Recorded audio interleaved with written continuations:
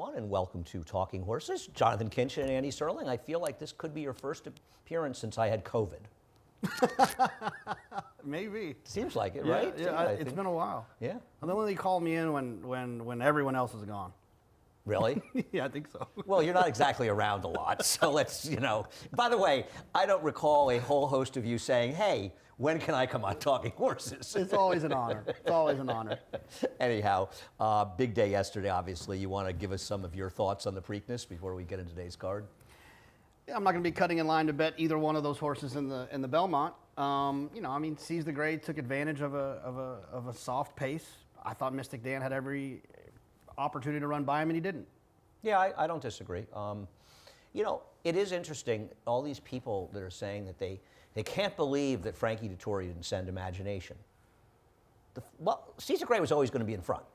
Anybody that saw his last race and knows the first thing about Wayne Lucas knows that Wayne doesn't rate speed horses. And I guess Frankie could have pushed him a little harder, and he would have gone that much faster, and whatever chance Imagination had, which was obviously minimal, would have dissipated even more. I don't think he did anything wrong. He just didn't have any horse under him. I'm convinced that was instructions. Watching the NBC broadcast, Baffert said before that the horse is better with a target, and that's exactly how Frankie rode him. Like he was trying to stop. He did not. And it wouldn't have mattered. He could have made him go faster. The other horse went 22-4. The other horse was chasing a legitimate California speedball in his last start, right on his heels. That horse could go faster. So I don't really think there was going to be a situation where Imagination was going to go faster and win, or clear him and win. And I agree about Mystic Dan. I think a lot of us thought he would probably win top of the stretch. I mean, Brian got him in the perfect position he likes to be in. He got the trip, and he couldn't beat Seize the Grey. And you gotta kind of love Wayne a little bit, right? I mean, he's like Mark Twain every year, right? I mean, he's like been dead and buried over and over again and just keeps coming back. And one thing about Wayne, he's not afraid to run. And the first three finishers were all coming back on 2 weeks rest. No, doesn't seem like there's any issues with that. I think that Tuscan Gold never handled the track, to be fair. I'm not saying he would have won, but he didn't handle it. No, in the blimp view on the backside, Tyler was asking. He asked him on the first turn. You could see, I knew it was trouble when I saw that. He just didn't pick up his feet at all. Yeah. I don't think he liked the surface. It's not an indication. It's not like he was short or wasn't fast enough or, the distance was a problem. He just never ran. He might not have been good enough, but I don't think we know whether or not he's good enough based on the way it went.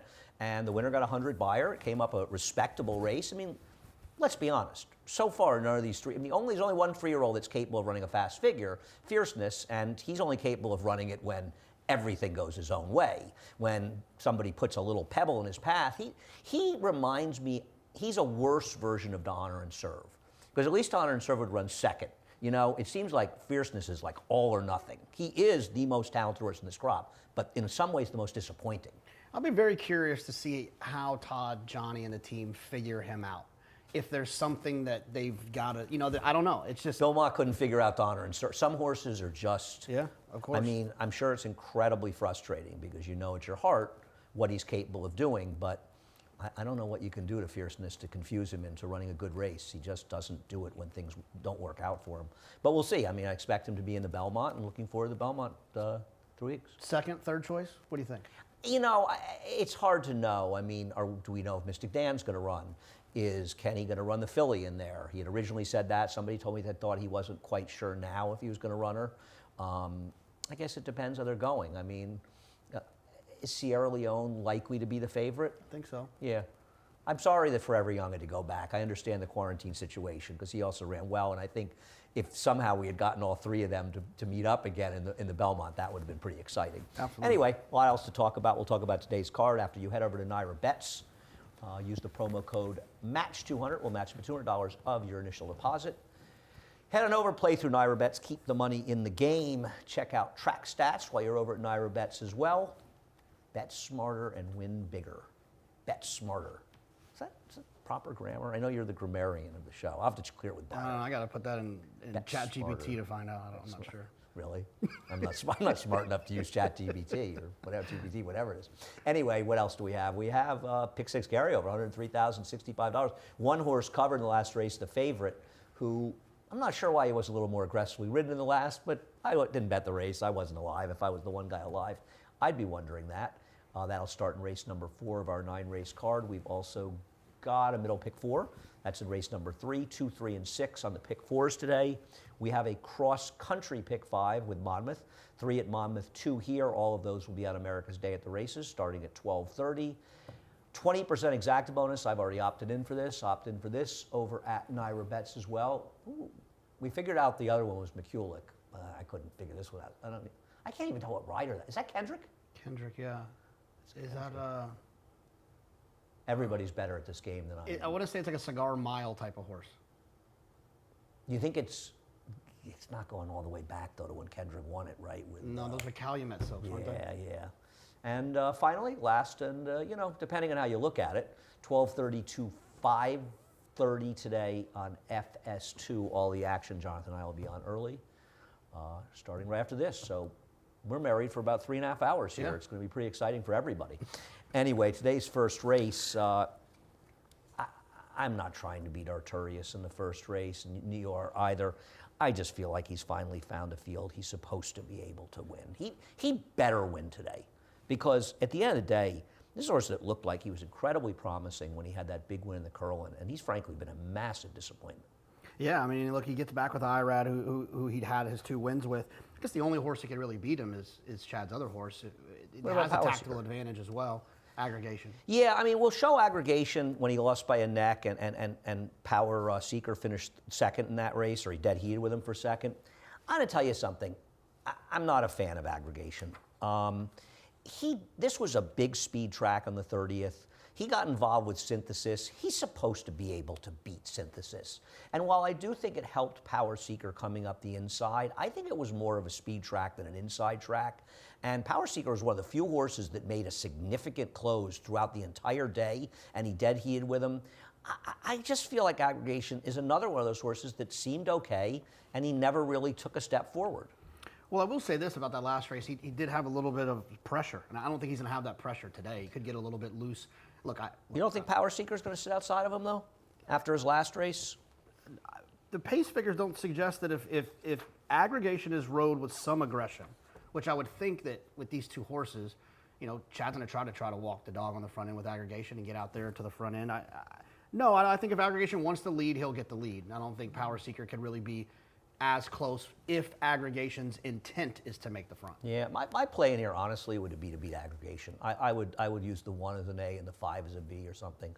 I've had enough of aggregation, to be honest with you. But on the other hand, it's time for Arturius to put up or shut up, frankly, because it's hard to believe that this horse hasn't finished second in 5 starts since his win in the Curlin. I mean, he was under 9-1 in the Travers against Epicenter, and he's obviously has a share of issues in staying on the track. It's been disappointing, but I'm with you. He's supposed to win today. I don't know about you, but I thought the second race was a complete mess. I struggled as we move on to the second race, guys. I struggled in this race, and we've ended up with the same horse in here. Same horses. Look at that. Well, that's embarrassing for a race like this. Jonathan clearly copied my picks. They've been up for days. It's very clear what's going on here. Wow. Now I know we have no shot of being right here. Why did you end up with Jansen on top? Because I'm not even sure why. They all look the same, and I find the horse that if they all look the same, give me the one that's going to be a little bit more forward, the one that has some more tactical speed. Do you think he'll be in front of the 6, though? Isn't Ruiz supposed to go with the 6? He's supposed to. But it's just the draw. I figured he's down towards the inside. What's he going to do? Take back and sit in behind horses? I feel like he'll be a little bit more aggressive than the 6 will be because of the post positions. He got hung all the way wide last time, all the way around there, so you'd like to try to just get to the rail and see what happens. The horse that had the trip in that race is Arco Augusta, and we'll show that race. Watch Hill was in there as well, and Watch Hill did not run that well, but I thought it was farther behind than he should have been. Arco Augusta is the one in the in the sort of pinkish silks behind, who's getting blocked. The door shuts on him. He gets sort of squeezes through horses, which is unusual for a lower level horse to sort of have that ability to get through those holes. He got in worse trouble last time. I mean, he probably should have won last time, Arco Augusta. On the other hand, the horse that finished first ran the best race because he was on top of a pace that collapsed. But same thing happened last time. It's like Lane Leslie's going to have to find a way with this horse to not get in trouble. And maybe something's to his credit. Lane likes to stay inside, and drawing the rail, he wants to go inside. But when you're insistent on certain situations, it can get you in trouble. And at some point, Arco Augusta might actually get a clean trip, and he might win. But he is also a horse that's had a lot of chances. Yeah, and he just feels like one of those horses that it's not even the right. He's doing it to himself. Just the style that he is, the type of horse he is. Hard to get out of those spots. And he's down there now again. I'm so glad this race was not in the pick six, because this feels like one of those races you got to kind of just use them all. I was going to pick Waffler or Watch Hill because they have the best numbers in their best races, but Waffler's 0 for 12, and Watch Hill is a little bit unreliable to say the least. At least Jansen is knocking on the door. On the other hand, Jansen now has 3 straight seconds, and while I made a big bet on his first one at 20-1, he's been no price since then, and he's not going to be much price today.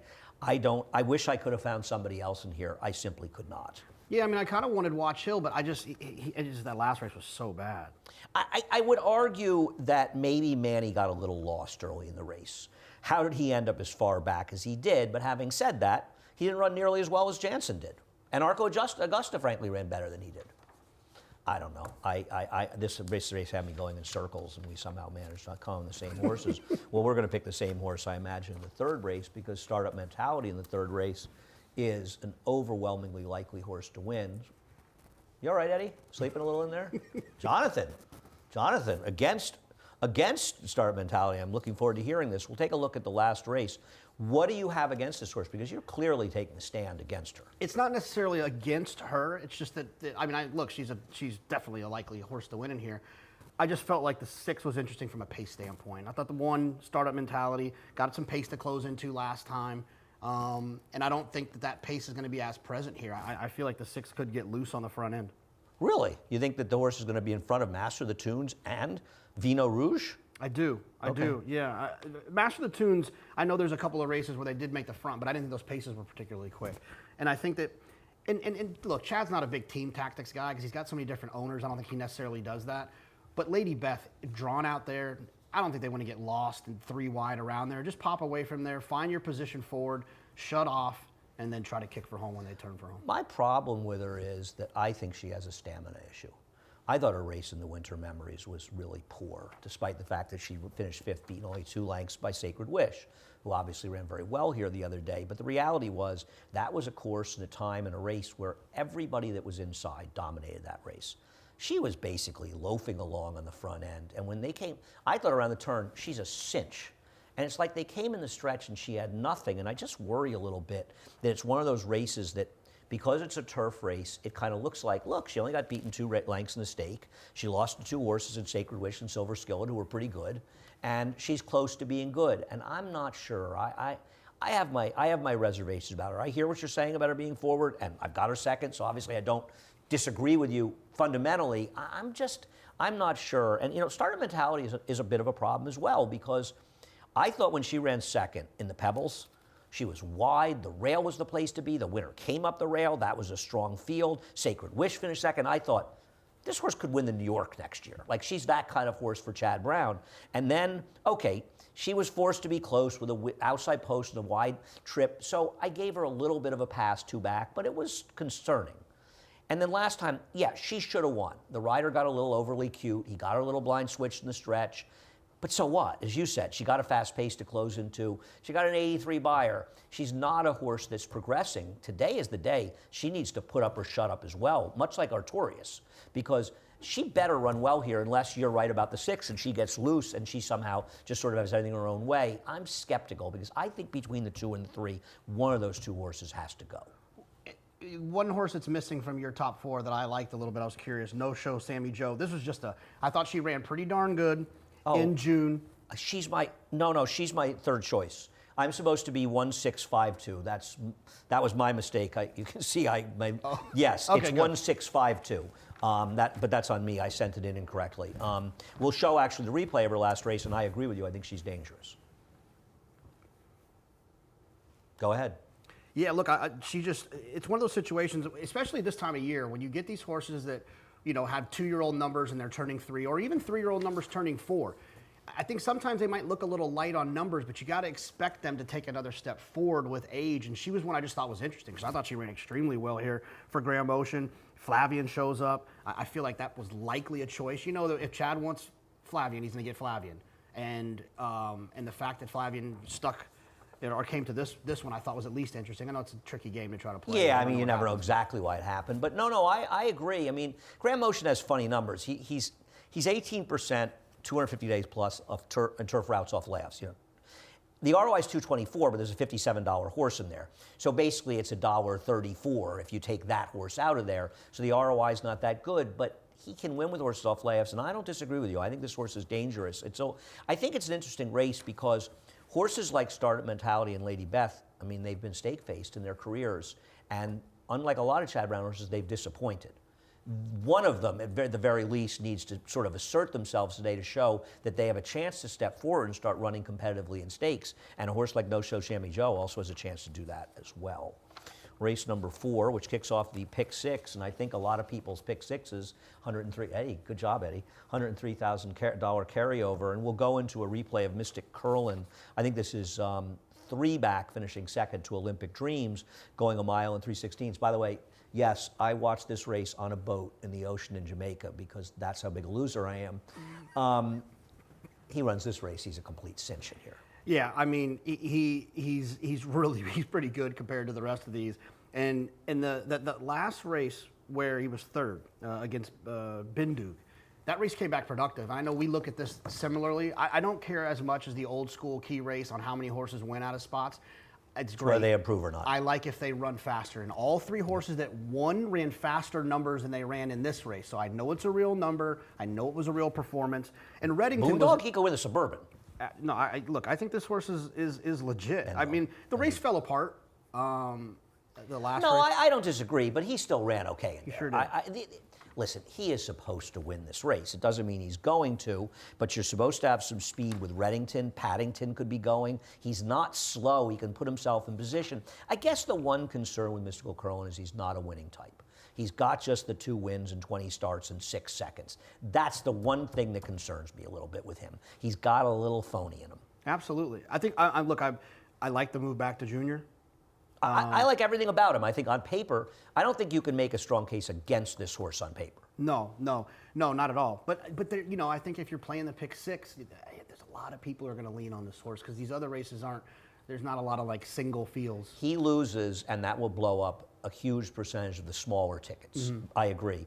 The question is sort of where you go elsewhere. In Reddington, an ambitious purchase for $120,000, horse who'd been claimed for $20,000.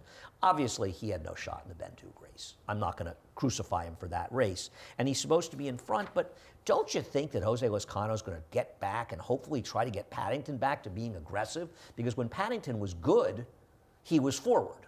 Isn't he supposed to be forward in here? Yes. Here's my thing with Paddington. I remember this day where it's like, Linda claimed from Brad Cox. The horse was like bias aided. I hated him that Hated day. him.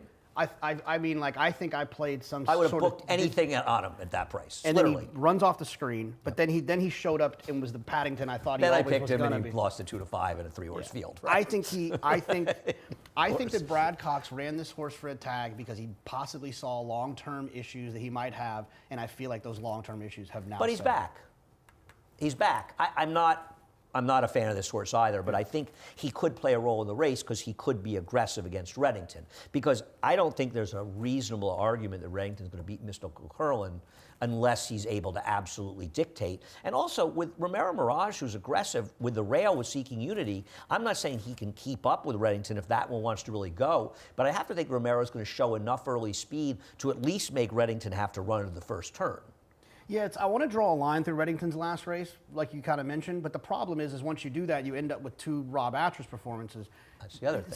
So that you have to ask yourself, was he going to run back to what Rob had him running? And that's the concern. And even if he does, how confident are you? And it's interesting. I mean, I think this is a pivotal race because, as you say, a lot of people who are not putting a lot of money into it are going to single in here because you get to a race like the 5th race, and the reality of the 5th race is there is not a lot of form in this race. You and I have once again landed on the same horse. Let's show the entire race this horse ran. I'm going to say, I don't know what Jose Ortiz was doing with this horse, the 2-horse, but this was not exactly a Hall of Fame ride. I mean, okay, he broke a little slowly, but I mean, he makes just this ridiculous mid-move with this horse. He's kind of really got the horse under a hold here, which is fine. But if you're doing that, are you really supposed to make this sort of mid-race four-wide run the way this horse does? Because I actually thought he ran fairly well, and this was a race that was pretty much dominated on the front end. Yeah, I mean, look, it's one of the toughest things to watch when you break slow on a horse that you're interested in, and then they make a move like this. It's like you almost know you're in trouble. Yeah. But I think the combination of breaking slowly, making this middle move, and running as well as they did, considering the middle move, the drop to maiden claimers, and the improvement with age from 2 to 3. I mean, this horse. I mean, to me, this is the most singleable horse. If he had made a little more aggressively, because he did at least try, in fairness to Jose, and maybe I'm beating up on him a little bit here. He's not even here to defend himself and get mad at me. If he had moved a little bit more aggressively and forward, he would have to pay Joe Bravo, because Joe Bravo has patented the premature wide move in one-turn races. And so he probably didn't want to have to pay him that fee you have to pay if you steal his move. And the other thing about it is, you've got a sort of interesting horse, like you said. And the problem when you're saying single him, it's not as though you can totally trust this field or her. And is it possible there's somebody laying in the weeds in this race? I couldn't make a case for Learning to Fly, who was a little bit wide. And as much as I respect Kerry Bryan, Dave Duggan is a very good trainer. His horse has been running very, very well. So the best you can come up with is a neutral change. I'm not finding turf pedigree on horses trying the turf for the first time in here. I guess Illuminate has a tiny smidgen on the dam side. And Starlight Dancer gets IRAD, but it's not like she ran very well last time. No, but the one thing about that one, this is the only one I guess I was really would be nervous about in terms of singling the 6-star Superstar Susan, is this horse, showed at least a little bit of talent in a maiden special weight race. Now comes back, you get the 2 to 3 jump, the figure, you're supposed to get a little bit of an improve, but I'll give you a ridiculous horse in here. My Cara Mia Mine. Now, granted, I've only bet her in like 11 of her 15 races, so I'm not like for the whole career, but I've bet her in most of her races. She has at times shown up and run. And one thing about her, she has no speed, and I'm not saying she's going to win, but she would be a C for me somewhere, because I wouldn't want to be 5 or 6 and miss this thing because of her, because at least she has run some competitive turf sprints in her career, and there's no guarantee any of these horses are any good. My only issue with her is she fits with numbers. She's got experience, which sometimes goes a long way in these types of races. She's got plenty of experience. Yeah, her last 3 races, she does not break. No, I know. And now sprinting, that's just a little bit tough. No, I'm not. All I'm saying is today might be a day where she's found a field where just none of these horses can really run. We'll take a quick break and we'll be back with the late pick 4. For almost 150 years, the Saratoga name has been synonymous with the finest quality, sustainably sourced spring water available anywhere. Saratoga carries on the rich tradition of its forefathers by crafting each stunning blue glass bottle with the same attention to detail and care that has been its hallmark for generations. Visit SaratogaSpringwater.com today or ask for us by name at your local market or restaurant. Saratoga Spring Water. Make every day exquisite.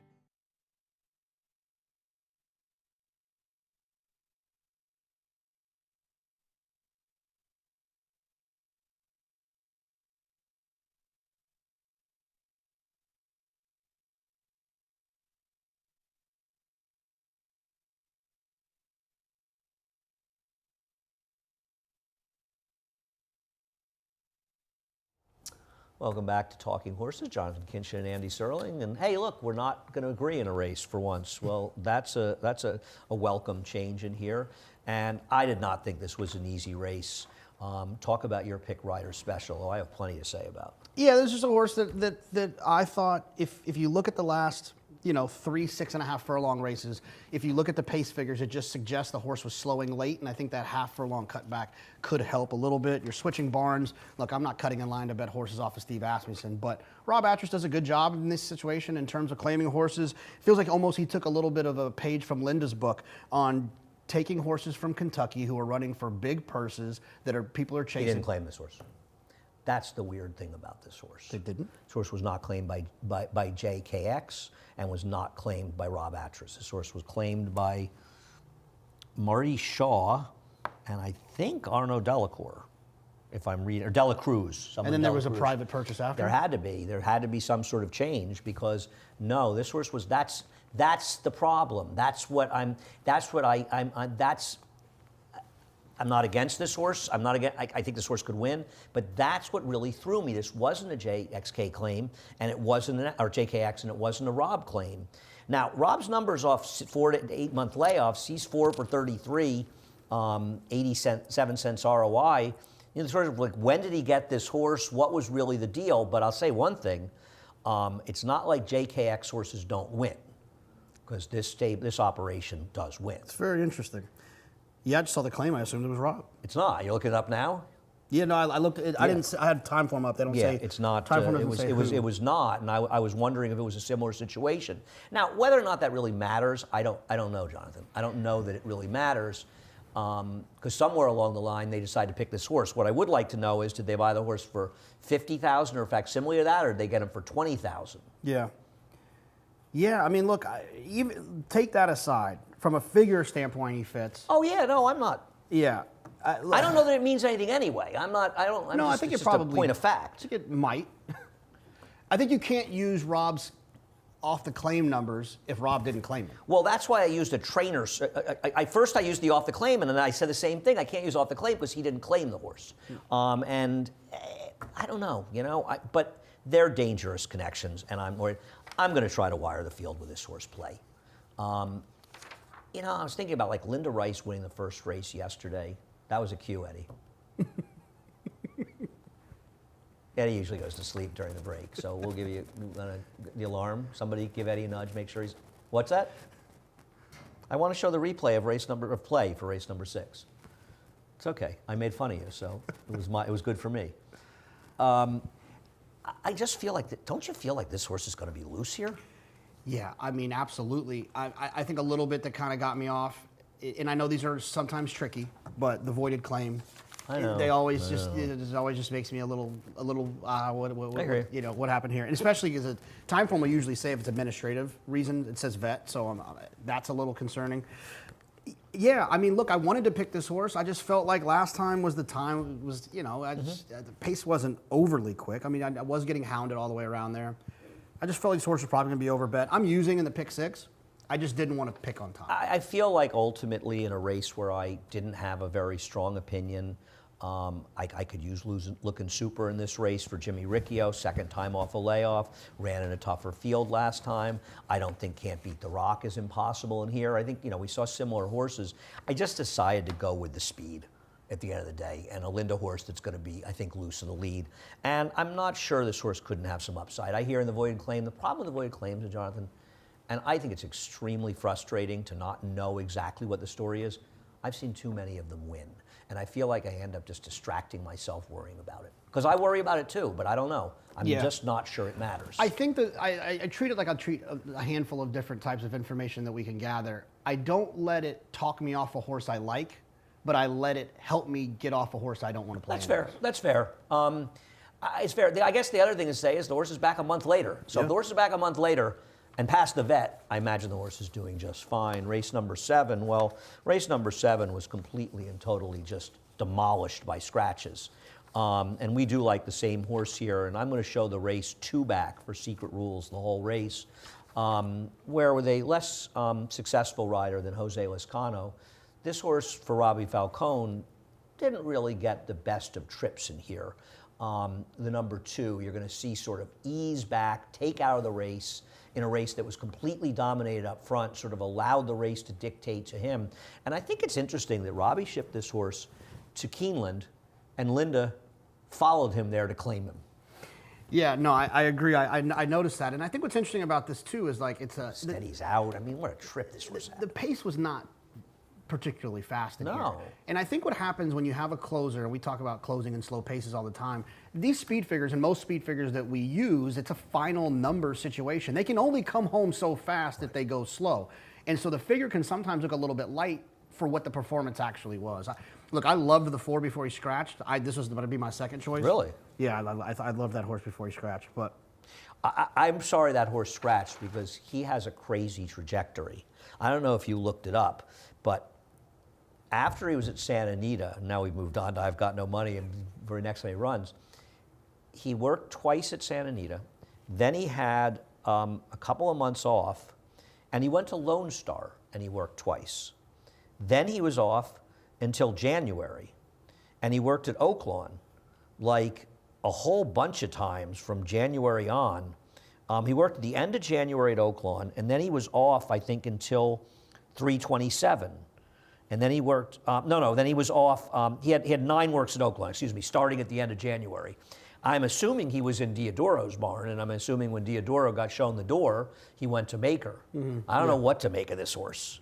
Yeah, he was intriguing, but I'm sorry to run. I couldn't help myself. I just had to bring that stuff up. Again, I thought this was the toughest race in the sequence. it was, but it's changed a great deal with the scratches. Listen, I thought that Cowan was dangerous in this race. He comes out in here. I obviously thought the horse that you're mentioning was certainly a horse you had to pay attention to. Jokey Way got a very good trip last time up the rail. Not impossible, I guess. I didn't have a big opinion on him. You've got him third. I didn't have many. I have him fourth. He had the big race last time, and the numbers just scared me a little bit, where I felt like, you know. What about Lost in Rome off the claim for Rob Atras? Also, this one is a claim for JKX. Yeah, another one that I use, that race 2 back. If he runs that race, he's right there in the mix with these. Look, like I said, this is the spreadiest one for me. I thought I wouldn't be shocked if anyone won this race outside of the 3. Yeah, Victoria's Wave, another horse we have in there, is also dangerous, but this was a race that was dramatically affected by scratches, as we'll move on to race number 8, which was also affected by scratches. Horse for me ran so well yesterday, that was a tough beat, and I wonder if Joseph Lee knew that Christophe was going to scratch Apollo 10 if he might not have tried running here. I'm going to tell you something. I'm not thrilled with the horse that you picked, who is probably going to end up a very short price. I hate the idea of taking a super short price in a race where the pace is very diminished and has to come from way out the back. I'm hoping that he doesn't. I'm hoping that he got caught off guard last time. Flavian's he's not really an out-the-back guy. I mean, I think he was just slow last time. He didn't have any trouble at the start, I'll tell you that. No, I'm hoping he's going to be a little bit more aggressive this time around. I'm hoping he's going to be a little bit closer. I think that he's probably the best horse in here, but I agree with you. I hate his style. I'm going to use the 3 Mattingly as well, equally in the pick 6, but the 4 Sketch, I felt like was the most likely winner. Yeah, I have a different opinion in this race. And one horse I want to start with is Summer and Adrian. And obviously, he's not helped by the scratch at all. But, you know, I was joking with Tom Morley. Tom Morley is actually the one who brought it up. He said to me, I've really mishandled this horse, basically, running the horse long and, you know, realized this is a turf sprinter. And if you look at his turf sprints, they're pretty good. And I don't want to beat up on Eric too much. I don't really know what he could have done in this race, but he may actually have to pay Joe Bravo because he really tried to move the Bravo move there. And this was also a pretty accomplished, or at least reasonably talented group of older horses he tried to make this crazy move in. And he gets a switch to John Velasquez, and I'm not really sure what Eric could have done differently in this race, the way it played out, given his post and those situations. But this horse actually ran pretty well last time. And I'm not sure if you take him apart and you just look at his turf sprints. I mean, this guy ran a 75 Beyer, and his debut was a 2-year-old. That's the kind of number that can be an 88 by this time in his 3-year-old year. I'm not sure this horse isn't okay. Yeah, and he needs to. I don't think he has to be as far back as he was last time. No, I don't think he will be. A little bit closer, a little bit more connected. Look, and his figure suggests that he's in the mix too. I like the 9 Smoky in here. This is another horse. Look at his debut, and I know that he got a 68 Beyer. The problem with that 68 Beyer is, and 2-year-old Beyers in turf races are more routes because they're just not ready to go 2 turns, but even so. So the winner of that race, Good Lord Laurie, was a George Weaver horse that came back in our Woodhaven that didn't really look that appealing on paper. And they bet that horse like they knew the horse had won. And was he a little lucky to win? A little bit, but he ran pretty damn well and ran an 82 Beyer. And he's a good horse. And if you look at this horse, it's not that dissimilar. At least Tom Morley came around faster to running this horse sprinting on the turf. Now, to be fair, Mike was riding the horse in the winter when there was no turf racing, and maybe he could have gone to Florida, but I'm not going to knock anybody for not going down there. This horse hasn't had a chance to sprint in the turf since that first race. And he lost to a horse that, frankly, could be a real player in the 3-year-old turf division. Yeah, look, I mean, and honestly, the race 2 back for him went unbelievably fast early Right. and just fell apart. But that was off of a little bit of a break as well, so And that's now with definitely speed scratching, forgivable. he's. I thought he was super interesting. He's one of the horses. I first looked at him and I wasn't sure, and then I first looked and I went, "Good Lord, Lori, why do I know that horse?" And I'd forgotten. I said, so I'm going to go on that angle. But listen, I'm not going to say that other horses are impossible. I don't think that Feltrinelli is totally impossible in this race. He could play out as the inside speed. I mean, I think he got a little lucky last time. The third finisher did have a bit of a trip that day. But is he impossible here? He's just a little slow. Yeah, I mean, I think Mattingly being drawn to his better outside than him. doesn't help. Yeah. From a pace standpoint, I feel like Mattingly, it's either going to be the 9 Mattingly's Smoky got to Smoky go. or the 3 on the lead. Mattingly's got to go. No, you're right about that. He's coming out of a race that featured some pretty fast horses. See what happens in the Paradise Creek. Paradise Creek before your time? Yes, He was I believe so. one of my favorites. I loved him. That when he and Lure were hooking up, and he was second to Lure in that incredible Breeders' Cup when Lure's first won, which was really one of the all-time great performances in Breeders' Cup history. I truly believe that. And I remember the last time Lure ever won, he beat Paradise Creek and 4-Star Dave in the Bernard Baruch up at Saratoga, when the Bernard Baruch was one of the bigger turf races really of the year at that point. And I can still remember watching that race live, and Paradise Creek was one of the better American turf horses. He broke his maiden. We didn't run turf sprints until the end of the Belmont meet, right before we went to Saratoga. We'd run a couple of 7-furlong races.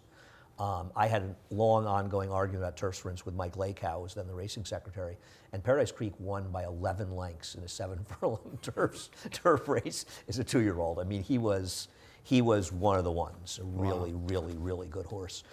I thought race number 9 is absolutely the most interesting race on the card, and we'll start with a replay of John the Beer Man, who you have second, and I'm going to try to beat this horse.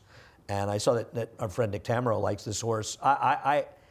I'm going to tell you something. I thought this horse hung like a chandelier last time. I know it was a little wide in the first turn, but overall, I thought Tyler gave this horse a great ride, and I just thought there was too much going on in this race to settle for him at a short price. Yeah, I looked for him to take another step forward. He puts the blinkers on. And you mentioned that the problem you had with it is you felt like he hung like a chandelier. Putting the blinkers on could be an answer to that question.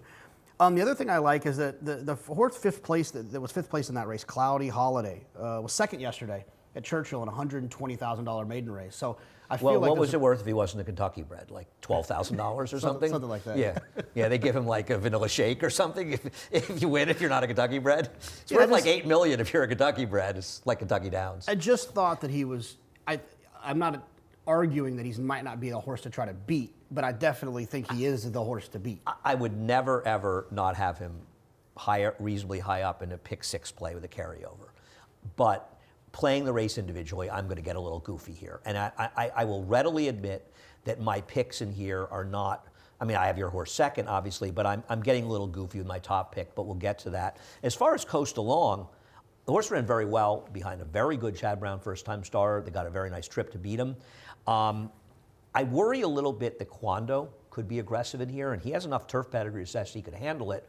And if he runs even well enough, it could hurt this horse. And the other problem with this horse is he has a real propensity to run second, even though they're frequently your Chad Brown horses that are pretty good. Yeah, with Coast Along, he's one of those horses where his pace figures from that race where he was on the front end weren't very good, considering he didn't go very fast. Right. But he kicked home in a way that I'm allowing myself to cancel out the fact that he didn't go that fast early, because he finished like a good horse. He just got beat by a horse that might be better. And I'm with you on Quando. I'm going to use that horse underneath. The horse has got like siblings that have run like 111 races. 103 of them were on turf or synthetic. Like Kind of a everyone turf else. move-up family, and this horse is an interesting horse in this race. It's just a very deep field. I mean, listen, Vesting, I have no idea if this horse can run. Blue Point was a good turf sprinter, the sire. I have nothing. I mean, I just don't know if this horse can run. The Bruce Street horse didn't run, but to leave these Chad Brown Karlovich horses out is probably a mistake. I'm very interested in Parkway and Storm Ready coming out of this race at Gulfstream. Speaking of Joe Bravo, that might be why he's on my mind. He's riding the number 10 Parkway. And if there was a Parkway somewhere, he might have ended up there. But I think also, Storm Ready he's on the Rapoli Silks. He's a little wide in the first turn. He gets a very good trip after that. But I have other thoughts on him. Now, watch the 10 in those Silks. Right, okay, he was warming up. He was warming up for it. And so he ends up out in the middle of the track, and the second turn is really entertaining as well. I also wondered, now it's a very clever ride with the Reploy horse. See, he comes through right on the rail, and there's Joe out in the Parkway.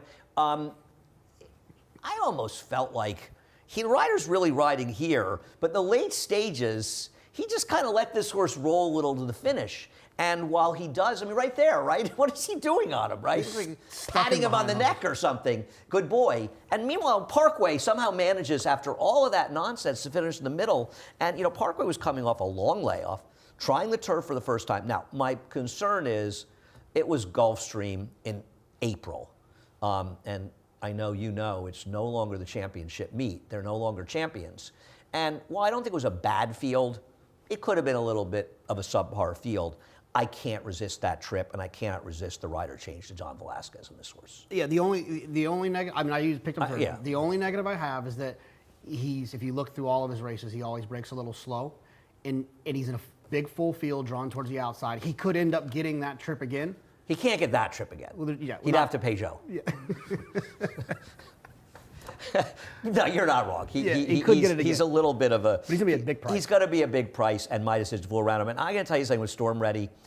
There were good things and bad things about it. I mean, listen, when you pay $1 million and you end up debuting as a 4-year-old in April on the turf at Gulfstream, everything's already gone wrong for you. But I'm not sure that horse isn't a little bit better than that race suggests. And unfortunately, though, if you like the horse, it gets IRAD, so you've already lost 2 points on your price. But I thought this was a super fun race. Listen, Flyright's not bad. He just doesn't seem to know how to win.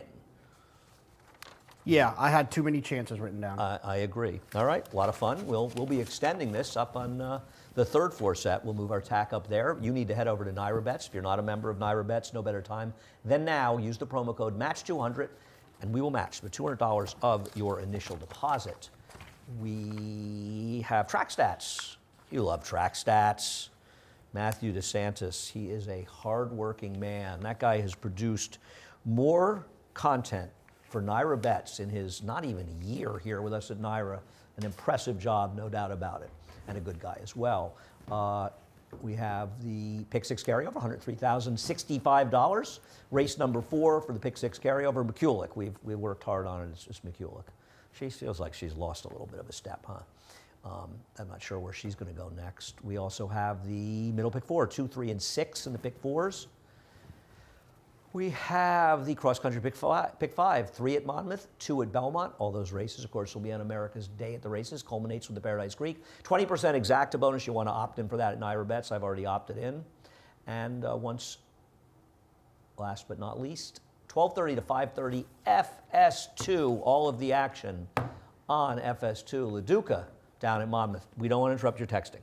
Don't worry about it. I thought we were covered up. You're not the first guy that's been caught texting on this show. I'm going to let you run right. It could be me. It could have been somebody else. I'm just saying it's happened before. I was letting you do your thing. I thought we were done. Well, we caught you. I think Eddie set you up for that, actually. Anyway, good job, Jonathan. Enjoyed it. Yeah. And we'll start doing it all over again upstairs on FS2 and America's Day at the Races.